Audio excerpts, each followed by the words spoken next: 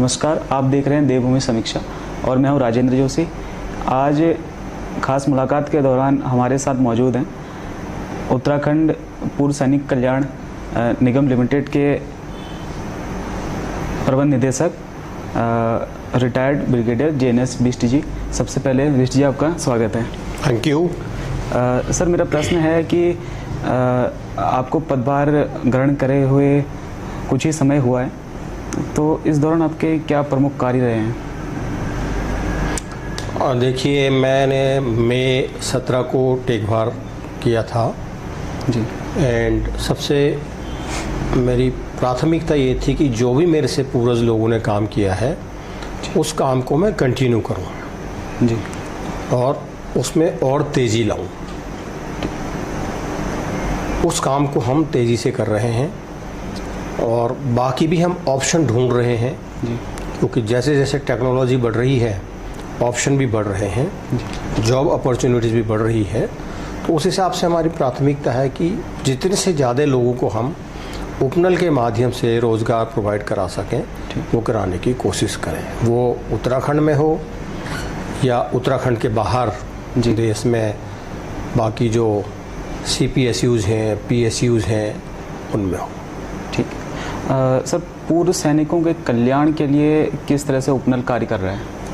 देखिए, ये ऑर्गेनाइजेशन बना ही पूर्व सैनिकों, उनके आश्रितों और वीर नारियों के सम्मान, उनको जॉब देने के लिए और उनके वेलफेयर देखने के लिए बना हुआ है जी। कोशिश यही रहती है कि जितने ज़्यादा संख्या में हो जो हमारे फौजी भाई हैं, जो 35-40 साल की उम्र में घर आ जाते हैं रिटायरमेंट लेकर के या किसी कारणवश, और लायबिलिटी उनकी तकरीबन बरकरार रहती है। छोटे बच्चे होते हैं, माँ बाप को देखभाल करना होता है, तो उनको ज़रूरी है कि एक सेकंड लाइफ में एक इनिंग दी जाए, एक जॉब की सुविधा दी जाए। कि बाकी लोग 60 साल की उम्र में रिटायर होते हैं और हमारे फ़ौजी 35-40 साल में आ जाते हैं, तो 20-25 साल उनको कुछ न कुछ रोज़गार चाहिए, जिसके लिए ये ऑर्गेनाइजेशन बना है। और जिसने भी ऑर्गेनाइजेशन बनाया बहुत सोच समझ के बनाया, मैं उनका धन्यवाद करता हूँ जी।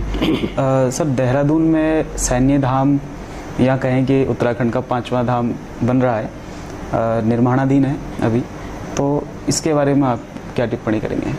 देखिए, जो ये सबसे पहली चीज़ तो ये जो आपने बोला सैन्य धाम बन रहा है, ये 5वां धाम जी, ये नॉर्मल जो वॉर मेमोरियल है उसकी तरह नहीं बन रहा। इसमें जो सोच है हमारे माननीय यशस्वी मुख्यमंत्री जी की, युवा मुख्यमंत्री जी की और हमारे सैनिक कल्याण मंत्री मिस्टर गणेश जोशी जी की, और साथ में जो जज्बा लोगों ने उनको दिया है, फौजियों ने, बहुत बड़ी सोच है। एंड अगर हम अपने वीर जवानों को जिन्होंने देश के लिए शहादत दी है उनको याद नहीं करेंगे तो हम अपने आने वाली पीढ़ियों को क्या सिखाएंगे? इतिहास तो एक दिन ख़त्म हो जाएगा। तो एक बहुत अच्छी सोच है एंड सबसे बड़ी सोच ये है कि इसको एक सैन्य धाम का नाम दिया गया है जी। और ये कोशिश मेरे ख्याल से सरकार की रहेगी कि जो भी 4 धाम यात्रा में उत्तराखंड में आएंगे वो 5वें धाम की यात्रा ज़रूर करें। आप लोग ज़रूर जाइए, बहुत भव्य जो है ये एक अपने आप में बन रहा है। दुनिया में मेरे ख्याल से इसकी दूसरी मिसाल ढूंढनी पड़ेगी। सर, भारतीय सेना में आपने एक लंबी सर्विस दी है, तो आपको कहाँ से प्रेरणा मिली कि भारतीय सेना में सेवाएं दी जाएं? देखिए, उत्तराखंड एक सैनिक बहुल प्रदेश है जी। यहाँ सेना में जाना एक नौकरी पेशा ही नहीं है, एक ट्रेडिशन भी है जी। लोगों का जी। और हम भी बचपन से ही देखते रहे हैं कि जब फ़ौज आती है, फ़ौज की गाड़ियाँ आती हैं, कॉन्वॉयज़ आती हैं, वो एक आपको मोटिवेशन करती हैं। गाड़ी जाते हुए बचपन में जब हम उनको हाथ हिलाते थे जी, तो फ़ौजी भी वापस ऐसे हाथ हिलाते थे। तो वहाँ से मुझे लगता है कि प्रेरणा शुरू हुई और फिर जज्बा बन गया कि नहीं, फ़ौज में जाना है। That is number 1। नंबर 2 ये है कि हम उस टाइम पे हम लोगों के पास ऑप्शन बहुत कम होते थे। या तो फ़ौज में चले जाओ या IAS ऑफिसर बन जाओ जी, या पुलिस ऑफिसर बन जाओ या डॉक्टर बन जाओ या इंजीनियर बन जाओ। जी। तो हमें लगा कि यार ये एक अच्छा ऑप्शन है, दैट इज़ वन। दूसरा, मैं एक अच्छा स्पोर्ट्समैन था, तो सब लोग मुझे यही बोलते थे, यार तो फ़ौज के लिए बिल्कुल फिट है, दौड़ भाग खूब करता है, एक्सरसाइज खूब करता है। तो मुझे लगता है कि ये 3-4 मोटिवेशन फैक्टर थे। और ऑफ कोर्स सबसे बड़ी चीज़ एक किस्मत होती है। शायद मेरी किस्मत में था कि मैं इंडियन आर्मी ज्वाइन करूं, देश की सेवा करूं। जी जी, हो सकता है। ठीक सर, सामान्य जन में भाव रहता है कि आर्मी बैकग्राउंड होने की वजह से आर्मी वालों का जो दिल होता है कहीं वो बहुत सख्त होता है। तो आपकी सर्विस काल के दौरान कोई ऐसा क्षण या दिन रहा हो कि जब आप थोड़ा इमोशनल हो गए हो, इस पर कुछ शेयर करना चाहेंगे? नहीं, देखो, आर्मी वाला सख्त तो नहीं होता है जी, वो एक नारियल की तरह होता है जी, बाहर से कठोर होता है, तोड़ो तो अंदर से बहुत उसमें से कोमल चीज़ें निकलती है, पानी भी निकलता है और गिरी भी निकलती है। जी, एक रोल आर्मी का ऐसा है, एक काम आर्मी का ऐसा है कि जो इसके लिए बहुत ज़रूरी है। कई क्षण होते हैं पूरी ज़िंदगी के लाइफ में, आपको समझ में नहीं आता आप किसको याद रखें, बट यस, एक हादसा मुझे याद है। जी, श्रीलंका में जब हम LTTE के ख़िलाफ़ एक्शन कर रहे थे, तो उस दिन मैं 20 बंदों की टुकड़ी लेके किसी ऑपरेशन में गया था जी, और 13 लोगों को मैंने उस दिन अपने आँखों के सामने खो दिया था, जिसमें मेरे दाएं बाएं जो भी मेरे सैनिक थे, रेडियो ऑपरेटर थे या मेरे बडी थे, उनकी भी जान चली गई थी। वो एक ऐसा क्षण है, शायद मैं ज़िंदगी में उसको कभी नहीं भूल पाऊँगा। परिवार में एक बंदे की डेथ हो जाती है तो उसको आप नहीं भूल पाते। मैंने तो अपने परिवार के 13 बच्चों को एक साथ मरते देखा और एक साथ उनकी चिता को मैंने आग लगाई है। वो एक बहुत भावुक पल है। मुझे लगता नहीं कभी भगवान ना करे ज़िंदगी में किसी को ऐसा देखने को मिले। एंड उसके अलावा भी कई पल हैं। मुझे याद है मेरी जब शादी हुई थी 87 में, तो विदिन अ मंथ से पहले ही मैं श्रीलंका चले गया था। एंड पहली दिवाली पे अक्टूबर 1987 में मेरी वाइफ ने मुझे कैंडल भेजी थी जी, उस कैंडल से मैंने 292 बॉडियाँ जलाई थी। 3 मंजिल से भी ज़्यादा चट्टा लग गया था, जो दुश्मनों ने जो सिविलियंस को या बाकी लोगों को मार दिया था, उनको हमने नीचे लकड़ी फिर घास फूस ऐसे करके 3 मंजिल से भी ज़्यादा ऊंचा वो पहाड़ हो गया था। 292 बॉडीज़ मैंने एक छोटी सी कैंडल से जलाई थी और पूरी रात हम, और फिर हल्की सी बारिश हो गई, वो देखते रहे। वो पल हैं जो कभी भूले नहीं जा सकते, ना ही उनकी कोई आप कंपेयर कर सकते हो ज़िंदगी में ऐसा हो सकता है। जी। तो सेवा काल के दौरान आपने किस पद पर इंडियन आर्मी को ज्वाइन किया था और कहाँ से आप सेवानिवृत्त हुए? देखो, इंडियन आर्मी पहले से ही जब आप ज्वाइन करते हैं, तो मैंने एज सेकेंड लेफ्टिनेंट ज्वाइन किया था। उसके पहले मैं JNU दिल्ली में पढ़ता था। एंड आई थिंक मैं पहला और आखिरी स्टूडेंट होऊंगा जो JNU से आर्मी में गया। तो वो कि चेन्नई में हमने ट्रेनिंग की। उसके बाद हिंदुस्तान की 3rd सीनियर मोस्ट जो इन्फेंट्री बटालियन है, 1st मराठा जंगी पलटन, उसमें मुझे सौभाग्य मिला। पहली पोस्टिंग मेरी जम्मू कश्मीर में थी। उसके बाद हम चेन्नई गए और वहाँ से श्रीलंका चले गए। 2 साल हम श्रीलंका में रहे शांति दूत के रूप में। वहीं पे मेरे गैलेंट एक्शन के लिए मुझे वीर चक्र मिला भारत सरकार की ओर से। प्रेसिडेंट ऑफ इंडिया ने जी, 26 जनवरी 91 में मुझे वीर चक्र से सम्मानित किया। जी, वहाँ से आने के बाद फिर हम वापस यूपी में आ गए, फैज़ाबाद, जहाँ पे हम लोगों के टाइम पे जो फैज़ाबाद की जो मस्जिद थी और जो मंदिर था, उसका जो कंट्रोवर्सी हुई थी वो चालू हो गई थी। उसके बाद फिर हम J&K चले गए और ऐसे करते करते 35 साल में जी इंडिया के तकरीबन सारे हिस्सों में हमने ऑपरेशन किए।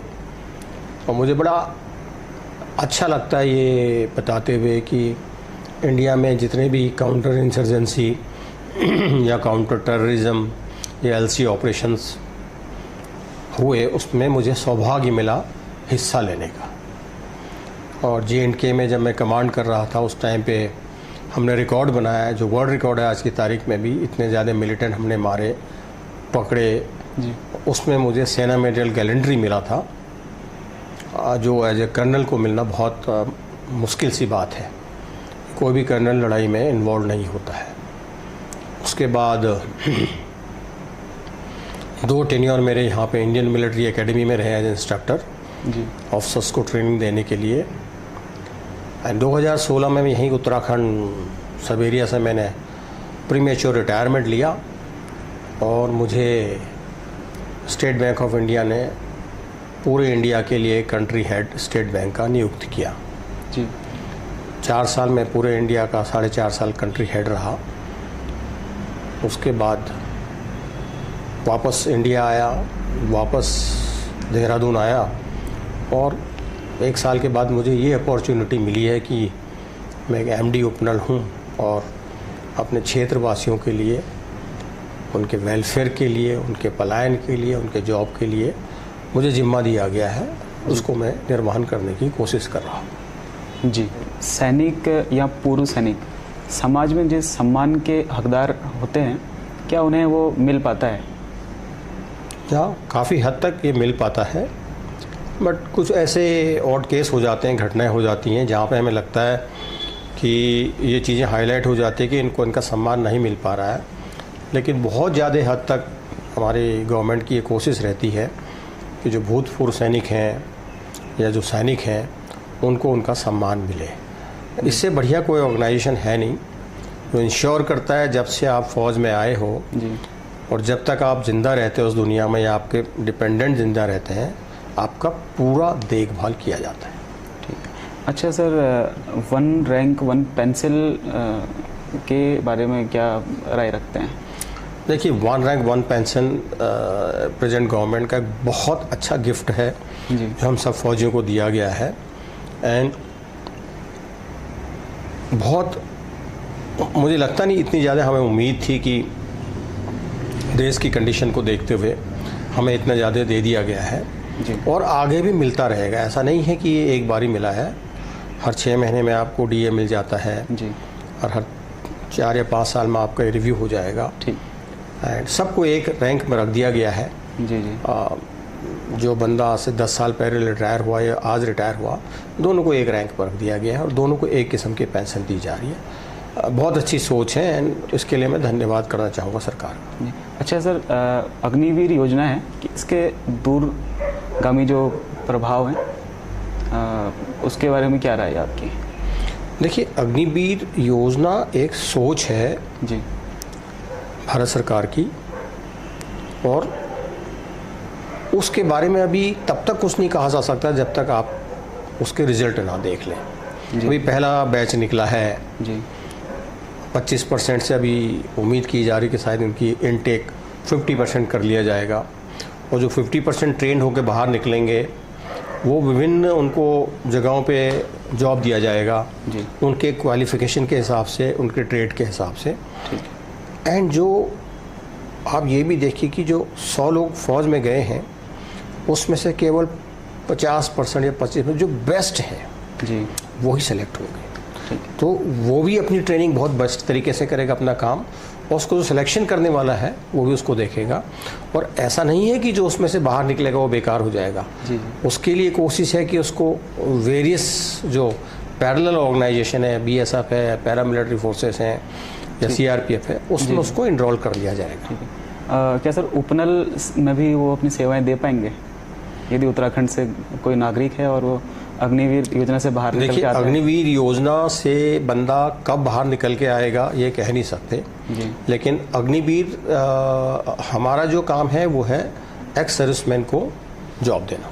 ठीक जो भी हमारे पास स्टैम्प लेके आ जाएगा हम उसको जॉब देंगे।